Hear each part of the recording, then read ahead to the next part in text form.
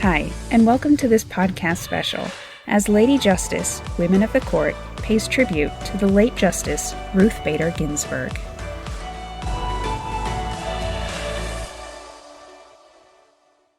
I'm Justice Beth Walker of the Supreme Court of Appeals of West Virginia, and I'm joined today by my friends, Justice Rhonda Wood of the Arkansas Supreme Court, Chief Justice Bridget McCormick of the Michigan Supreme Court, and Justice Eva Guzman of the Texas Supreme Court. We can't very well call ourselves the Lady Justice Podcast without discussing the recent passing of Justice Ruth Bader Ginsburg. As the second woman on the United States Supreme Court, she was a role model and mentor for literally thousands of lawyers and judges. I know we all love her famous quote when she was asked, "When will there be enough women on the U.S. Supreme Court?" And she responded, "When there are 9.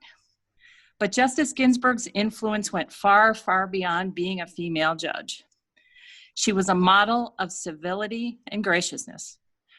Legions of Supreme Court clerks and others tell stories of her kind and thoughtful gestures. One of my favorite stories about Justice Ginsburg and Justice Antonin Scalia was relayed on Twitter shortly after her death by Justice Scalia's son, who told a story he heard from Judge Jeff Sutton. And I'm going to read what was posted on Twitter. It's a story as being told by Judge Jeff Sutton. During one of my last visits with Justice Scalia, I saw striking evidence of the Scalia-Ginsburg relationship. As I got up to leave his chambers, he pointed to 24 roses on his table and noted that he needed to take them down to Ruth for her birthday. "Wow," I said. "I doubt I've given a total of 24 roses to my wife in almost 30 years of marriage." "You ought to try it sometime," he retorted. Unwilling to give him the last word, I pushed back. "So what good have all those roses done for you? Name one 5-4 case of any significance when you got Justice Ginsburg's vote." "Some things," he answered, "are more important than votes." Unfortunately, I never got to meet Justice Ginsburg, but I know some of my friends have. So now I'll ask everyone to chime in with their memories or comments about the Lady Justice who came to be known simply as RBG. Chief Justice McCormick, would you want to start us off? I did have the honor of meeting Justice Ginsburg. I think it was 2014. She was visiting the University of Michigan Law School, where I continue to teach each year. And so I continue to have an affiliation with. And the law school always does its best to get Supreme Court justices to come visit for a few days. And they do, they visit some classes, they do some university-wide appearances, and a couple of smaller meals with faculty. And I was lucky enough to sit next to her at a lunch at one of those meals during her visit to the University of Michigan. And she was absolutely lovely, curious, thoughtful, wanted to know a whole lot more about what it's like to run for office, to become a justice, since that wasn't something that she ever had to do, because in the federal system, they don't do that. And we had a wonderful conversation. I have a photo from that lunch that I treasure, and I posted it on my social media. And if any of you saw it, you can see that I look basically like the Jolly Green Giant next to her, because she was so teeny, mighty, of course, but teeny, and it makes me look like the most enormous person you've ever seen. And I think I'm kind of average, so I want the record to reflect that. That's awesome.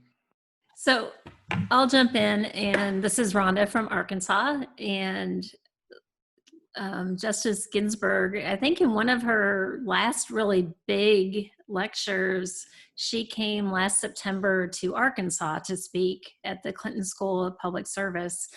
And it really showed her sort of widespread appeal, because she initially was going to come speak to, I think, just a couple hundred. And they ended up moving it, and it was like a rock star. She came to our arena where we hold rock concerts, and they ended up limiting it to 13,000. And I think there were 20,000 on the waiting list. And they shut down traffic in Little Rock. The whole downtown was shut for Ruth Bader Ginsburg's speech, and massive sellout. But I'll tell you that one of my favorite stories that resonated with me as a mom is she told a story about when she was a working mother, and that she said she had a son her son was particularly, she said, lively. She said the school called him hyperactive, and that the school called her at least once a month because of his antics. And she said that finally the school called with one antic and said that he had loaded all the kindergarten students into the elevator when the school wasn't paying attention, and had taken them to the top floor, and moved them to the top floor of the school. Of course, this was, Brooklyn or New York. And she was working on a brief. This is, I think, when she was teaching at Columbia. And she was sort of exasperated with these multiple calls. And she told the school, and if you can imagine, in her very, quiet, small voice, but as Bridget says, mighty. And she said, listen, this child has two parents, and I would appreciate you alternating calls between his mother and his father. And it's his father's turn. Call his father and tell his father that his son stole the elevator. And so she explained that the school called her husband, and her husband promptly went down and addressed the elevator crisis. And the reason she told this story was that after that, and her sort of putting her foot down with the school, suddenly the calls sort of dissipated, and they only got calls about once a term. And what she said was, it wasn't that her son's behavior improved. It was that schools had to think harder and be more deliberate before they called and interrupted a father from his work than a mother from the work. And that hit home for me because I had the same experience, or sort of bonded from the audience, because when I was working mom, the schools called me endlessly, and not because my children were always in trouble, because they're going to listen to this. But I remember that they called me all the time, and they never called my husband. And I remember one time they would call, and the nurse would say, do you think your child's too sick to be here? This is the symptoms. You think you should come get them? And I worked in a different city, and I had to drive 45 minutes in to get my child from, the school. And I looked at the nurse and I said, why are you calling the lawyer mother instead of the doctor father to assess whether the child is ill? And it was the same sort of thing, that suddenly the nurses stopped calling. And stopped calling me, and sort of slowed down and started sort of assessing the child on their own. And so when she was thinking that and saying that, I was sitting there with my son, and I thought, I hope my son gets the calls. Things didn't change from her mothering to my mothering, but I hope that, my son, whose wife was pregnant and in the audience, that I was like, I hope that he gets the calls instead of his wife, as I was listening to her and sort of proud of her in that moment, and thinking about, careers and working mothers. So, Eva, I don't know if you had a story. This is Eva Guzman. I didn't have the privilege of meeting Justice Ginsburg, although I did listen to her speak at a couple of events. But like so many in our country, throughout my journey as a lawyer and then as a judge, just grew to admire her courage in life and in law. We've all benefited from her advocacy as a lawyer, particularly women and women of color, her advocacy as a justice, and really just aspired to emulate her thoughtful writing, her bold spirit, her love of life, her appreciation for the arts, but importantly, I think for all of us at this moment in our country, was her ability to form strong friendships across the political aisle. Now, I didn't get to meet Justice Ginsburg, but I did share an anchovy pizza once with her dear friend, Justice Antonin Scalia. No one at the table would try the anchovy pizza, but I did because, well, it was Justice Scalia.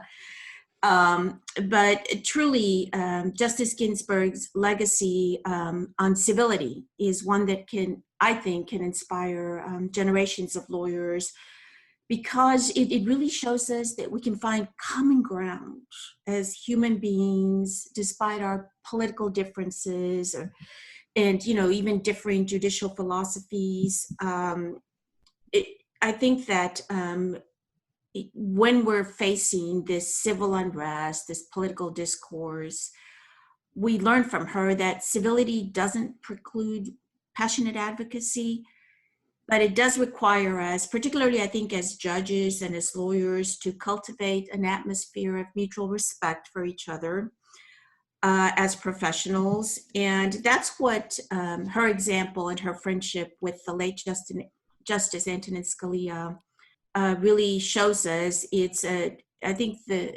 it's a microcosm of the legal profession. You have ideological opposites. They sit side by side, sharing spirited but civil debate. They were the legal odd couple, and she was, and I think will always be for many of us, the notorious RBG. And I'll close with this. I was struck by what she said about that. In 2019, she gave a speech at the University of Buffalo, and she said, "If I am notorious, it is because I had the good fortune to be alive and a lawyer in the late 1960s. Then, and continuing throughout the 1970s, for the first time in history, it became possible to urge before courts successfully that equal justice under law required all arms of government to regard women as persons in equal stature to men." And I think that is the legacy. She will always remain, I think, an inspiration for generations of lawyers. Thanks, Eva. That was beautiful.